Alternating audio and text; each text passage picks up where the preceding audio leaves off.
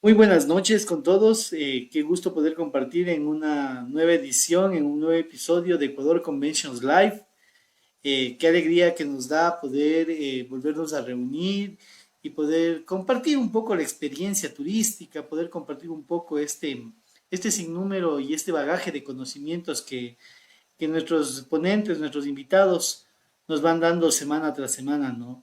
La intención siempre ha sido y es fortalecer a nuestra industria, fortalecer a nuestra actividad como verdaderamente este motor económico que puede cambiar muchas vidas y que puede aportar mucho a la conservación del recurso natural. Entonces, en esta oportunidad, quiero darle la bienvenida a Francisco Dousdeves, mi querido Panchito. Buenas noches, muchas gracias por aceptar nuestra invitación a tener este conversatorio junto a los turistólogos del Ecuador que nos siguen semana tras semana. Javier, qué gusto estar en el programa, en esta entrevista. Me encanta el tema y me encanta que podamos compartir diferentes ángulos sobre turismo, que a unos les eduquen ciertos ámbitos, a otros les informen ciertos ámbitos, pero que a todos les permite entender desde la perspectiva turística temas de trascendencia y el que tenemos para esta noche que tú me has pedido que arme algo, pues seguramente va a ser de alta apreciación en toda nuestra audiencia. Así que muchas gracias, Javier, por la invitación. Gracias, mi querido Panchito. Y bueno, pues para los que no le conocen, Francisco Dousdeves es ecuatoriano, es quiteño, estudió biología y ha trabajado como guía naturalista, buzo en el Parque Nacional Galápagos. Ha liderado numerosas expediciones de buceo scuba en la Reserva Marina de Galápagos por cerca de 15 años y también fue director de crucero y expediciones del yate Isabela II. Francisco también estudió comunicación y producción de radio y televisión en Minneapolis, Minnesota. Así también ha liderado el Departamento de Expediciones de Galápagos, ha sido finalista en el concurso internacional Corazón Verde en el 2009 y por su liderazgo ambiental y es el primer miembro ecuatoriano de la Asociación Internacional Amigos de Charles Darwin. Francisco también ha participado ampliamente en ferias y foros internacionales, presenciales y telemáticos, representando a su empresa, ¿no? Y también promocionando al Ecuador junto al Ministerio de Turismo y Quito Turismo. Ha liderado la gerencia comercial para Australia, Nueva Zelanda y Canadá, así como la gerencia de producto para el Yate La Pinta, Yate Isabela II y Hotel Boutique Casa Gangotena. En el 2017 inició el programa de carbono neutralidad para Metropolitan Touring y sus productos en Ecuador, siendo este programa la iniciativa más innovadora en turismo sostenible del Ecuador, ¿no? Y bueno, luego de 36 años de esa brillante trayectoria con su querida Metropolitan Touring, se retiró para dedicarse a proyectos personales, ¿no? Y ahora en la actualidad, Panchito está realizando consultorías en interpretación ambiental, evolución y selección natural en entrevistas diversas y es parte de diversos foros enfocados a turismo sostenible. Con Francisco vamos a hablar el tema de hoy, justamente turismo y cambio climático, un tema que nos da a veces mucho miedo, mucha nostalgia escuchar el cambio climático. ¿Qué nos dice sobre este primer enfoque del cambio climático, Panchito?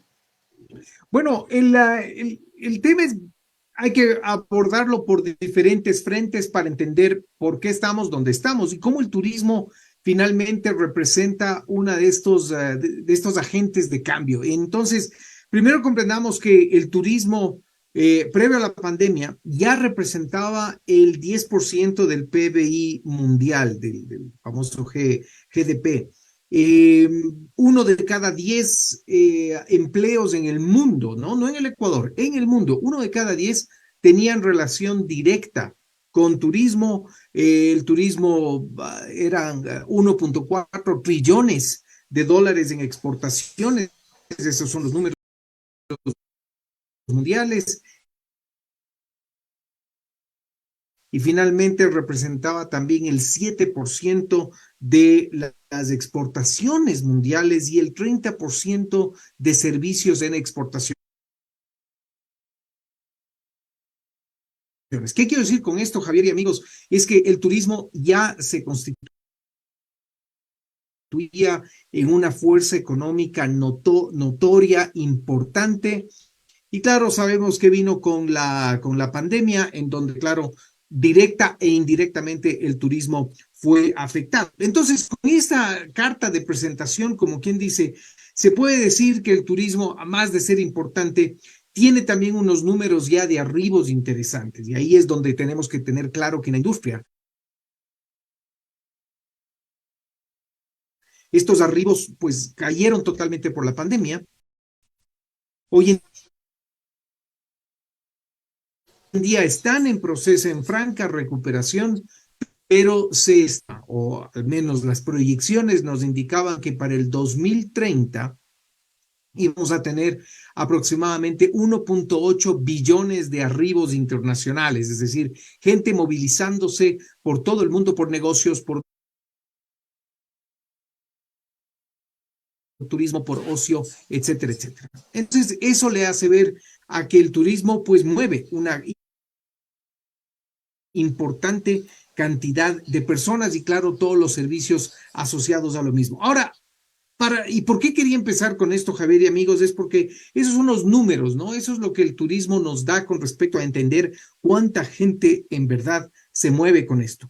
El momento que nos movilizamos y principalmente utilizamos vías aéreas y vías terrestres, también marinas y fluviales, pero principalmente aéreas y terrestres, resulta que la pandemia bajó un poquito las emisiones de CO2, pero no tanto como en algún momento se esperó. De hecho, en el 2022 se cerró con 34.8 billones de toneladas de CO2. Esa es la cantidad de combustibles fósiles que hemos quemado y por ende la cantidad de toneladas de CO2 en turismo nada más, ojo, que se asoció al ser humano. Y estos son números interesantes porque más allá del dato en sí, del número, 34.8 billones de toneladas de CO2, nos hace ver una cosa, y esa una cosa que vemos con esto es el impacto que deja el turismo, el movimiento aéreo o el movimiento automotor que tiene que ver con turismo. Entonces, hasta ahí la primera parte, mi estimado Javier, que tenemos una gran cantidad de toneladas de CO2 que el turismo ha ido dejando en el planeta. Y lo que vamos a ver a continuación, y por eso te paso ahora la posta tipa a tu siguiente pregunta, es ¿cuáles son entonces, más allá de las toneladas de CO2 emitidas por combustión de combustibles fósiles, cuáles son los 4 parámetros que nos hace entender por qué le llamamos impacto ambiental o por qué estos 4 parámetros nos permiten decir esto ha causado cambio climático?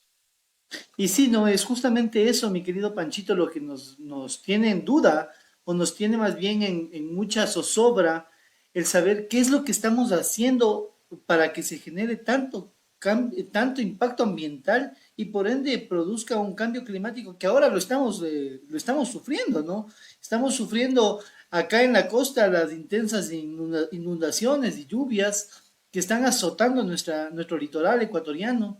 Acá por la sierra, pues vemos lo que pasó en Alausí hace muy poco y uno entiende y dice, no, o sea, ¿qué está pasando? La tierra se está regresando contra nosotros, ¿no? ¿Cuáles son esos factores, Panchito, que están ahora siendo mucho más notorios en el Ecuador? Bueno, la gran ventaja es que hoy en día la ciencia nos permite medir estos factores. Estos siempre han existido. Por ejemplo, la temperatura promedio de la Tierra siempre ha estado ahí.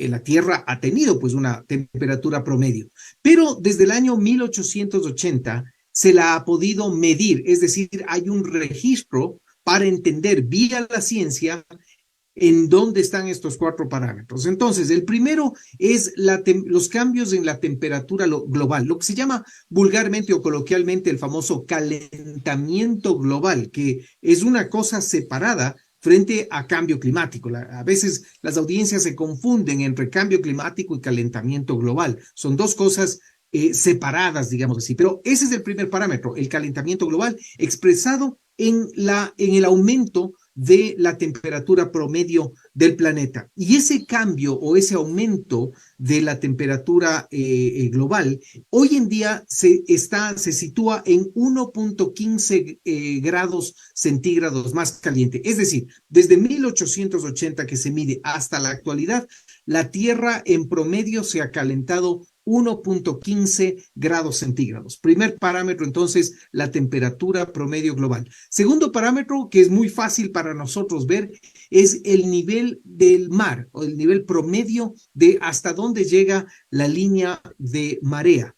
Esto ha aumentado, muchas personas pueden decir, suena a poquito, y ese aumento es 69 milímetros de altura, es lo que ha aumentado la cantidad o la línea de marea, o digamos el nivel del mar en sí.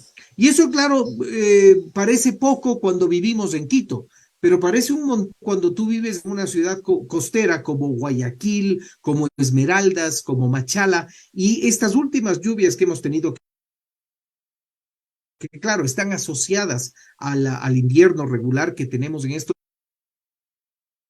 meses, nos hace ver qué vulnerables son las ciudades. Entonces, si esto extrapolamos y ponemos a futuro, digamos, 10 años más de esta tendencia en aumento de temperatura por un lado y por otro lado de nivel del mar, naturalmente llegará un punto en donde el alcantarillado esté por debajo de la línea de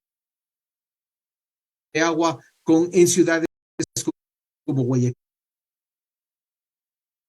Esmeraldas, Machala, etcétera. Y ahí tenemos un serio problema. Entonces, ese es el segundo parámetro, el nivel promedio del mar. El tercer parámetro, Javier y amigos, es el que tiene que ver con la concentración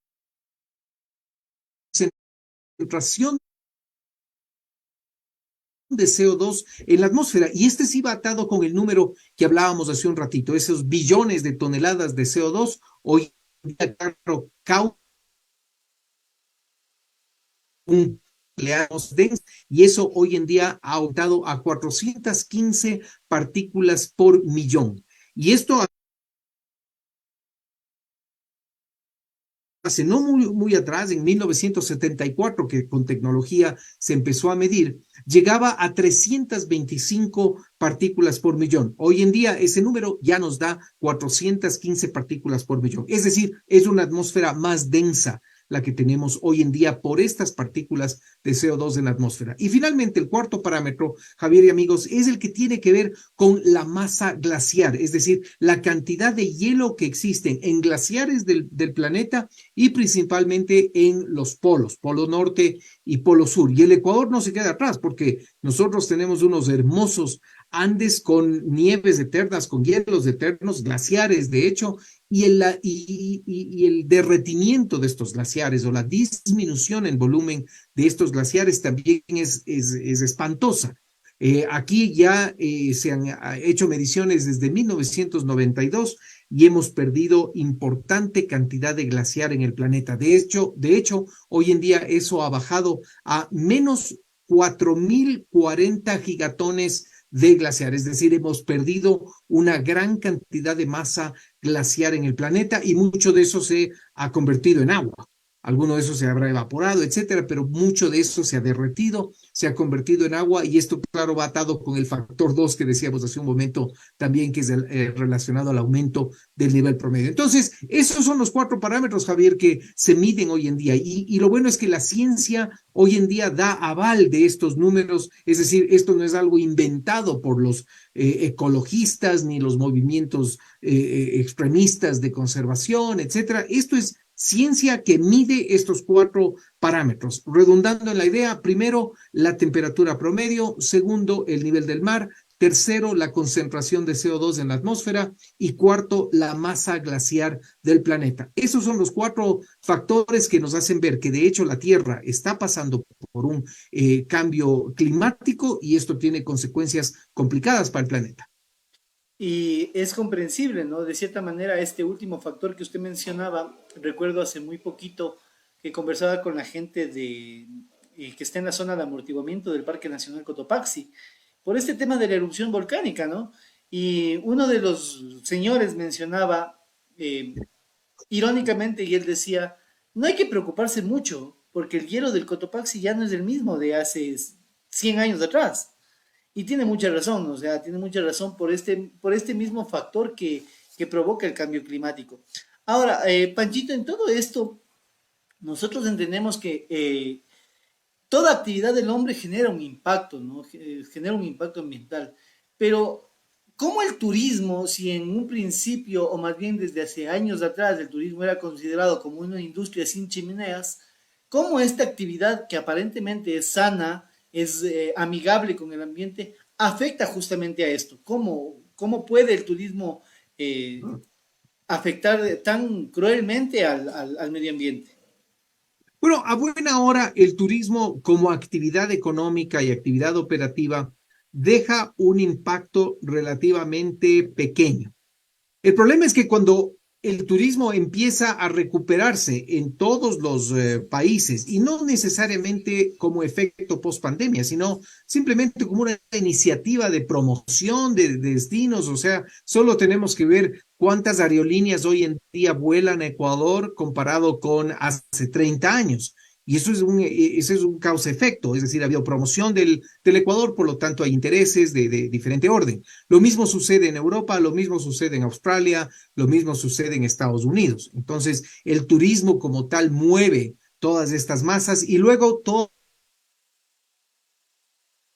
las complementarias, transporte, alojamiento, comida, museos, galerías, etcétera, etcétera. Y claro, como el turismo es una actividad de ocio, educativa, muy bonita, muy noble, que apoya la cultura, la naturaleza, etcétera, como que la naturaleza del mismo turismo esconde dónde está el impacto ambiental que el turismo deja. Entonces, claro, nos vamos a un lugar, nos vamos a Amazonía, por ejemplo, del Ecuador, y no pensamos en que para haber llegado a Amazonía hemos utilizado una serie de recursos y muchos de estos, claro, son recursos no renovables, sino que nos estamos en la Amazonía y disfrutamos el bosque tropical, la biodiversidad, las culturas y como que todo eso, y por lo bonito que es, esconde el impacto que vamos dejando en el camino. Entonces, hay que ver al turismo no como el monstruo que destruye, sino como esta actividad muy interesante, pero que tiene ciertos impactos que tienen que tener, obviamente, su manejo para que no sean en el corto y mediano plazo un verdadero problema. De eso me permito alargar la idea, porque muchos dirán, pero bueno, sin glaciares mejor, porque entonces va a ser más fácil subir el Cotopaxi. Ya, pero tenemos un grave problema, porque toda esa agua se va a ir a algún sitio. Y algo que les hace a los volcanes de Ecuador tan espectaculares para subir es que en la línea ecuatorial, en el trópico, tú puedes tener hielo eterno. Y ese hielo eterno es parte de la magia que tiene el Ecuador. Lastimosamente, hemos perdido ya algunas montañas que tuvieron en su pasado glaciares. De hecho, el Sincholagua hasta 1974 tuvo glaciar y se perdió ya totalmente, ya no queda, ya no hay evidencia hoy en día. Pero hasta 1974 el Sincholagua, vecino del Cotopaxi, tuvo glaciares. Lo propio el mismo Iliniza Norte. Hasta 1958 hay registro de glaciares en esta montaña. Queda un poquito en el Iliniza Sur, pero el Iliniza Norte. Entonces, con esto lo que quiero decir, Javier, es que la evidencia está aquí con nosotros. Y luego muchos pueden decir, bueno, ¿y eso en las economías cómo nos puede impactar? Pues vámonos a la gastronomía ecuatoriana si queremos entender cambio climático. Nosotros que somos en la sierra los dueños del locro o los inventores, digamos así, del locro, vamos a tener un serio problema cuando en los pajonales y en altura, por temperaturas más altas, no puedan crecer y cosecharse bien las papas. Tendríamos que crear entonces unos galpones gigantes, ¿no? Con control de temperatura para bajar la temperatura y artificialmente hacer crecer ahí unas plantitas de papa y poder cosecharlas como tal. Es decir, si hay una salida. El problema es que va a ser un locro súper caro de producir. Y entonces ahí las economías empiezan a sufrir por temas de cambio climático. Así que desde la perspectiva turismo, hay que ver que el cambio climático amenaza a la cultura por un lado, a la naturaleza por otro lado, tiene que ver con la economía. Y cierro esta idea, Javier, con algo muy importante. Los países de menos emisiones de CO2 generalmente son los que más impacto por cambio climático van a tener. ¿Por qué? Porque dependen de cosas como la pesca, la agricultura, son de economías en desarrollo y generalmente están en la banda tropical del planeta. Esas cuatro condiciones son las que aplican al Ecuador. Y esto también visto desde el otro ángulo, es injustamente real. Es decir, tenemos los países de mayor producción de CO2 que serán menos afectados por cambio climático. Ahí tenemos a un Canadá, a un Rusia, a un Estados Unidos, a China, a Australia, que son países que geográficamente están ubicados en diferentes latitudes, tienen cuatro estaciones y por ende en algún momento tanto impacto por cambio climático no lo sentirán muy fuerte. Además, sus economías resisten de alguna u otra manera. Así que esas realidades también nos atañen y claro, el turismo como que viene a ser una variable más dentro de todo este esquema, Javier.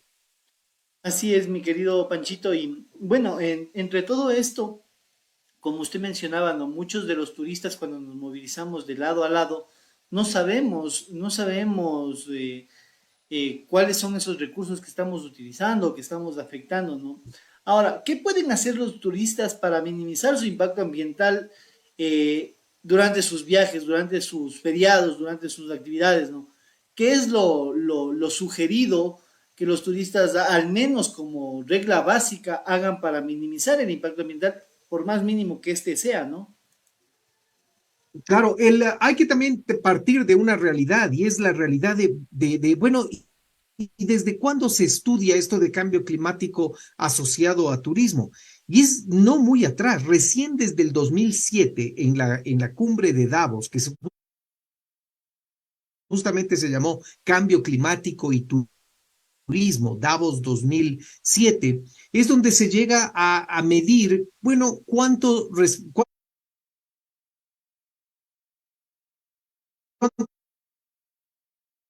corresponde a turismo las emisiones de CO2 mundial. Y ese número, para que todos nos acordemos, es hoy en día entre el 8 en el peor extremista hasta 11% de las emisiones de CO2. Ese es el rango entre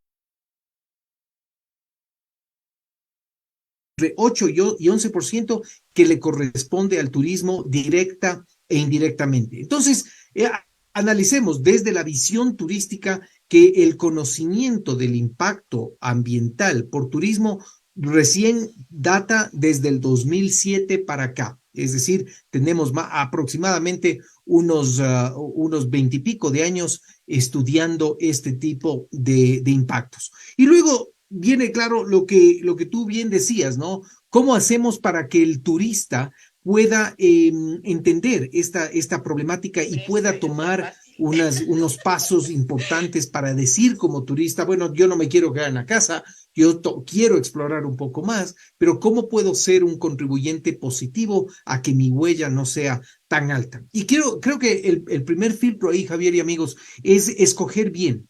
El turista ecuatoriano tal vez no ha sido ese gran investigador con respecto a qué hacen los operadores para entender quién va a transportar mi huella, porque finalmente el turista está ahí, pero es un operador el que le lleva a las diferentes opciones, digamos así, de turismo. Eso por un escenario, cuando yo utilizo los servicios de un operador. Entonces, uno como turista responsable tiene que tener claro, el que hay que investigar, hay que meterse a las páginas web de ese operador, entender qué está haciendo. Puede ser que ya tenga programas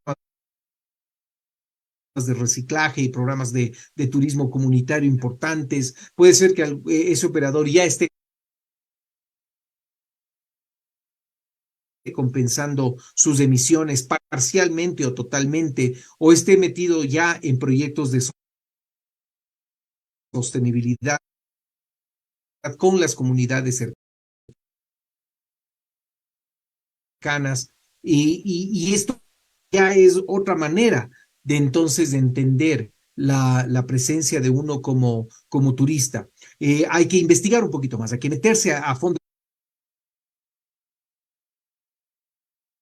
para entender bien finalmente a quién le voy a confiar mi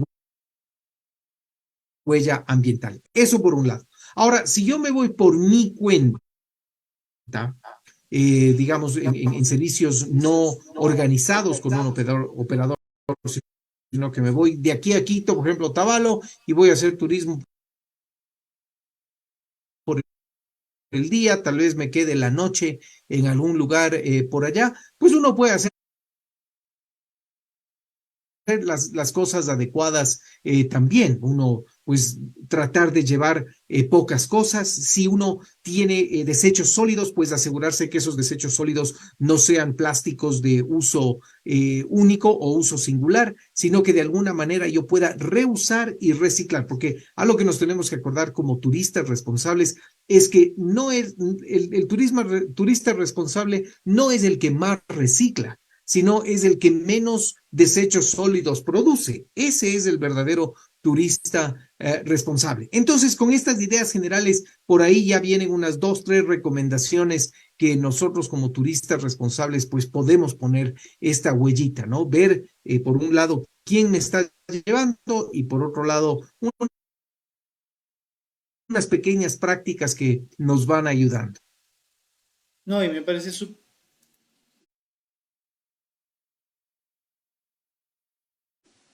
súper bien, Panchito, esta última consideración, ¿no? El hecho de comprender de que tenemos que aprender a utilizar bien los recursos, ¿no? Es importantísimo eso. Y bueno, también comprender de que ahora el turista viaja ya muy consciente y conocedor del destino, ¿no? Que eso también es un punto importante porque ya sabe a dónde va y sabe qué es lo que lleva, ¿no? Ya no hace viajes desorganizados y más bien ha tendido mucho a generar un viaje mucho más organizado, mucho más vinculante con la Pachamama, ¿no? Ahora, a todo esto, mi querido Panchito, eh, siempre hemos dejado huella, ¿no? Y se ha hablado de la huella de carbono. ¿Qué es la huella de carbono y qué están haciendo ahora las empresas de turismo para reducir esta huella y ser más sostenibles?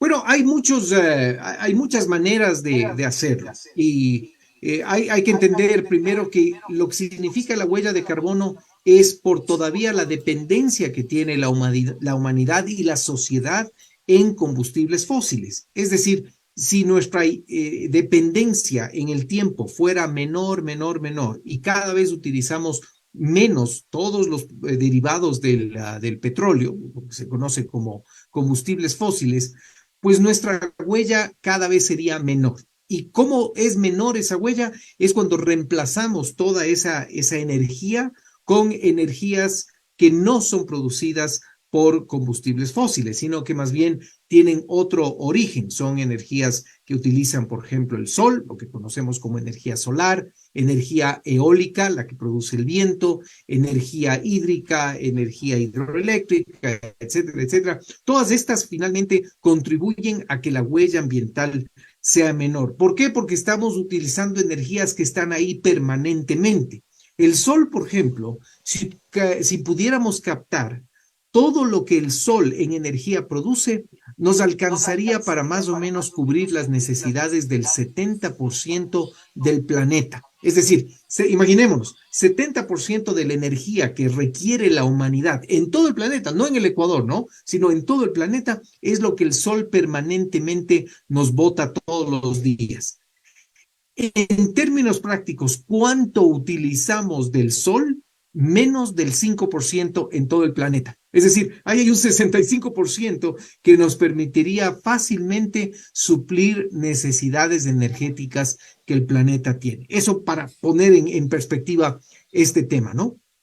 Y por otro lado, entonces viene el análisis ya de que cuando somos turistas, nos debemos preocupar de esta huella de carbono que estamos dejando en el planeta. Por lo tanto, algo que un consumidor, por ejemplo, de productos turísticos puede hacer es preguntar a su operador si es que está utilizando vehículos eléctricos o si es que está utilizando vehículos híbridos, o si es que el lugar al que voy a ir, ya sea el hotel o el restaurante, genera algo de su energía con energía solar, tiene sus paneles en los techos, etcétera, etcétera. Y lo bueno de esto es que estas opciones de qué escoger hoy en día están en las manos del consumidor. Antes estaban sobre todo en las manos del operador, pero hoy en día el consumidor, en este caso el turista en sí, ya puede pedir cuenta de qué tiene ese lugar o ese proveedor o esa manera de operar en un lugar. Como decíamos hace un ratito, también hay operadores que hoy en día, al ser muy responsables por la huella que van dejando, compensan sus emisiones al 100%, es decir, si producen 1 tonelada, pues se aseguran de que en algún lugar del Ecuador esa tonelada va a estar fija en función de bosques tropicales. El bosque lo que hace, para acordarnos un poquito de las ciencias naturales, las plantas respiran al revés que nosotros, ¿no es cierto? Nosotros tomamos O2 y exhalamos CO2. Las plantas lo que hacen es exactamente al revés. Toman CO2, fijan CO2 en otras palabras, y botan oxígeno por sus hojitas principalmente. Entonces, el momento que nosotros invertimos en conservación de bosques y reforestamos, lo que estamos haciendo es aumentando el tamaño de estos grandes pulmones llamados bosques que tiene el planeta. Y esa es una manera muy fácil, muy sencilla de compensar la huella. Así que, así como podemos ser turistas responsables, también podemos ser turistas conscientes con respecto a interesarnos más, averiguar más de cómo un operador o un restaurante o un hotel está llevando sus prácticas en sostenibilidad. Así que por ahí va el tema, Javier, de lo que significa esto de la huella ambiental, sobre todo por dependencia de combustibles fósiles.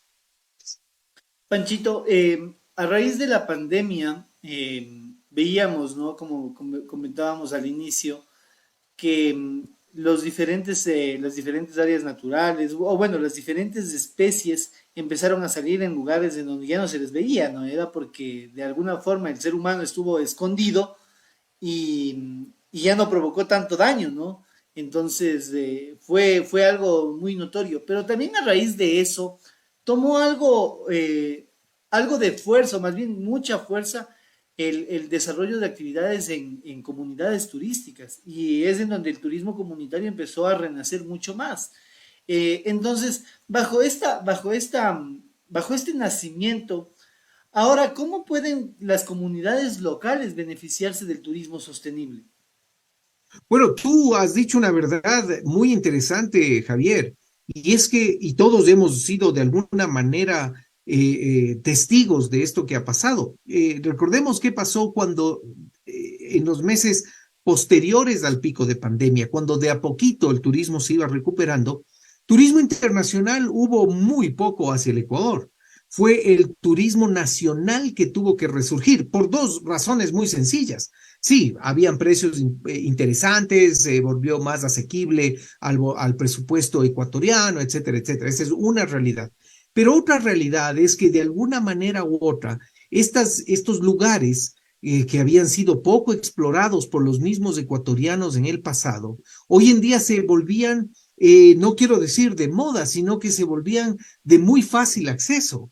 Es decir, la gente empezó a ir más al Cotopaxi, no necesariamente a subir a la cima del Cotopaxi, pero al Parque Nacional Cotopaxi empezó a ir más, el desierto de Palmira en Chimborazo, en las áreas de bosques tropicales y bosques subtropicales, bosques nublados, etcétera, el ecuatoriano empezó a explorar un poquito más y eso generó un interés innato en apreciar más el Ecuador para ecuatorianos. Entonces el turismo local o el turismo nacional tuvo una grandísima oportunidad de posicionarse en la mente del turista ecuatoriano, porque ese turista ecuatoriano, sin importar a qué rango económico y clase social pertenecía, en algún momento seguramente consideró, bueno, apenas nos recuperamos de la pandemia, nos vamos a Miami, nos vamos a Disneylandia, nos vamos a Bogotá, nos vamos a Lima, etcétera, etcétera, y todos nos dimos un poquito contra el planeta porque eso no se dio inmediatamente, sino que el turismo de rango local o de base local fue el que empezó a dar señales de recuperación.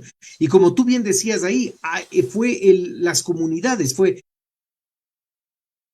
este turismo comunitario que también se empieza a mezclar con estas necesidades de salir de casa, salir de mi departamento, salir de la ciudad, explorar el campo un poquito más y darnos cuenta de unas realidades sociales y realidades culturales y realidades económicas que también existían allá afuera.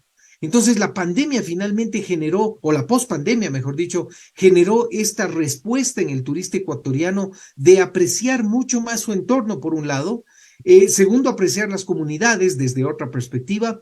Y tercero, entender un poquito mejor lo que significa la industria turística dentro del Ecuador. Y hoy en día lo que ganó el Ecuador fue una serie de hinchas del turismo ecuatoriano como ecuatorianos.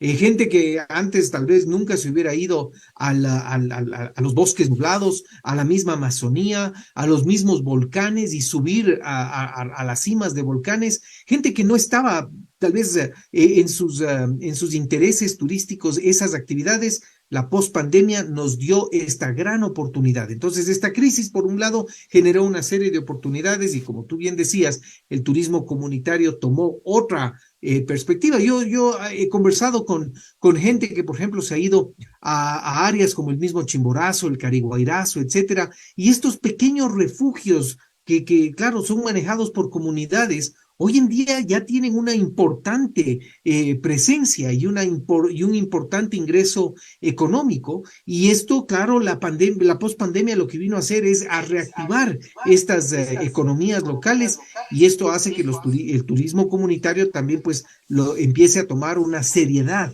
en el tema de servicio, provisión de facilidades, etcétera, etcétera. Así que turismo comunitario y turismo de naturaleza tuvieron este gran empuje, ¿no? Con el tema de la pospandemia. Y de alguna forma también valga el espacio felicitarles, ¿no? A estas dos comunidades que ganaron hace no mucho estos reconocimientos por la Organización Mundial de Turismo, ¿no? Nos dan muestra de que verdaderamente integrándose y alineando esos objetivos de desarrollo sostenible, alineando intereses locales, podemos conseguir grandes cosas, ¿no? El caso de Angochagua, el caso de Aguarico también. Y estoy seguro que en esta nueva convocatoria que hace la OMT para premiar a estos destinos, participarán muchos destinos del Ecuador, porque también, lógicamente, el querer desarrollar un destino de turismo rural obliga a que también nos preparemos para ello, ¿no? Y las comunidades han visto esa necesidad de empezar a prepararse también en ese marco, ¿no? Ahora, gran parte de esto, Panchito, en el hecho del cambio climático, en el hecho de la conservación de los recursos, depende mucho también de las medidas que los gobiernos locales empiezan a tomar para fomentar el turismo. Eh, ¿Qué les podemos sugerir a estos nuevos gobiernos locales que están por ingresar ya a su administración que durará 4 años y que han ofrecido mucho en tema de turismo y que también han visto la necesidad de empezar a tomar acción sobre el cambio climático? ¿Qué les podemos sugerir? Porque mucha voluntad política hace falta para esto. Claro, es muy interesante ver ya desde la perspectiva política o ponerle un ángulo de política para entender cómo el turismo puede alinear una serie de objetivos económicos, sociales, culturales, etcétera.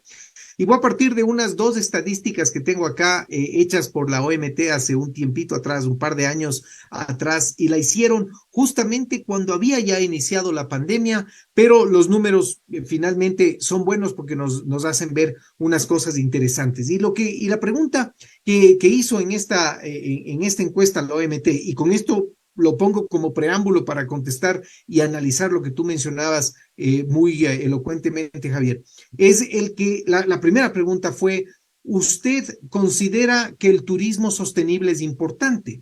Y el número de personas que contestaron positivamente, es decir, que creen que el turismo sostenible es importante, dio un número de 69%. Es decir, casi 7 de cada 10 encuestados piensan que el turismo sostenible es importante. Pero a renglón seguido, la siguiente pregunta era, ¿usted sabe lo que es turismo sostenible? Y el 75% de personas no sabe lo que es turismo sostenible, pero sí piensan que es importante que el turismo sostenible sea manejado como tal. Entonces, ¿esto qué nos da? Es a entender una cosa y por qué quería poner estos números, es para enfocar lo que tú decías. Eso quiere decir que a nivel gobiernos locales y a nivel empresa privada, hay que partir que la audiencia sí considera que el turismo sostenible es importante, pero que al mismo tiempo no sabe qué es turismo sostenible. Por lo tanto, tiene que haber un frente de educación y de información sobre qué es finalmente turismo sostenible. Y cuando hablamos de sostenibilidad, explicar bien qué significa esto de la línea de triple impacto, que es la base de la sostenibilidad. Y para redundar en esta idea, no nos olvidemos la definición más sencilla de sostenibilidad: garantizar los recursos actuales para las próximas generaciones. Así de sencillo es el concepto de sostenibilidad. Entonces, ¿por qué empiezo o por qué analizo el tema por acá? Es porque, ¿qué es la realidad con respecto a los gobiernos locales? Es que la empresa pública opera a una velocidad mucho más lenta que la empresa privada, por lo tanto, pero en cambio tiene el aparato político y el aparato de gobierno. Por lo tanto, ¿cuál debe ser el escenario adecuado? Es que la empresa pública mire en la empresa privada como su gran aliado y no como su cliente o como su primer opositor. Entonces, los gobiernos locales tienen que asociarse más y mejor con la empresa privada. ¿Por qué? Porque la empresa privada, en cambio, va a tener la velocidad de gestión. La empresa privada es la que más rápido puede poner una campaña de mercadeo, es la que más rápido puede poner una campaña de promoción, es la que más rápido va a entender una política gubernamental para entonces ponerla en perspectiva comercial. Y de esa manera el uno se beneficia del otro. Por un lado, la empresa pública pone el aparato de gobierno y pone las políticas en sí, y por otro lado, la empresa privada pone el acelerador para que todo eso tenga una lógica. Y de esa manera, la empresa pública nunca cae en estas promesas, ¿no? Como que resulta que el turismo parece hasta mejor ingreso que el petróleo o que las exportaciones no petroleras. Es importante el turismo, sí, pero nunca va a ser el primer ingreso, al menos en la realidad actual o en los próximos 15, 20 años del Ecuador. Ojalá pueda ir subiendo aceleradamente a un puesto número 2, a un puesto número 3 del actual quinto puesto que tiene. Y con eso pues tendríamos ingresos muy importantes. Y de ahí tenemos que aprender mucho. Países que definitivamente